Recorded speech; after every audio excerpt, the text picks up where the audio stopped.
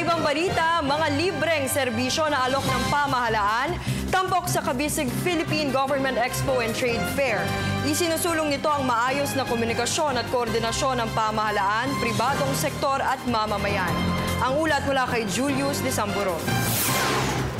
Nilahukan ng 11 ahensya ng gobyerno ang opening ceremony ng Kabisig Philippine Government Expo and Trade Fair sa isang kilalang mall sa Tayuman, Maynila. May ilang booth din dito ang Philippine Postal Corporation at Presidential Commission for the Urban Poor. Isama mo pa ang inyong telebisyon ng bayan na siyang nagpo-promote sa ilang news and public affairs program ng himpilan mula palang pagsikat ng araw hanggang paglubog nito. Ayon kay Presidential Assistant Secretary Celso Santiago Jr., napakalaki ng maitutulong ng ganitong Government Expo and Trade Fair para maipabatid sa publiko ang mga libreng serbisyong alok ng pamahalaan sa publiko. Alam mo ako, siguro maipapangako na hanggang June 30, 2016, yung kasalukuyang pamunuan ng PCO ay talagang tutulong sa mga gawain ito.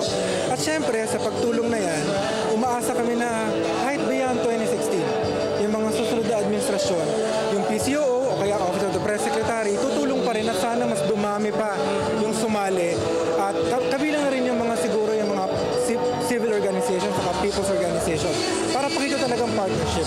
Bahagi din ito ani ng opisyal sa naisin ni Pangulong Aquino na magkaroon ng maayos na komunikasyon at koordinasyon ng pamahalaan, pribadong sektor at mamamayan.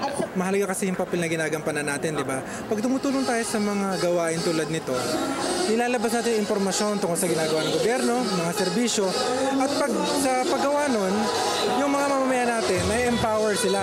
At syempre, may engganyo silang tumulong din sa gobyerno. Gaya nga pag nagsamang mamamayan at gobyerno, wala tayong hindi magagawa.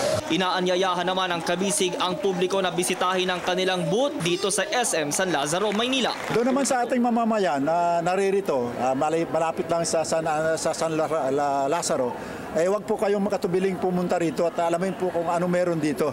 Para sa Telebisyon ng Bayan, ako si Julius D. Samburon.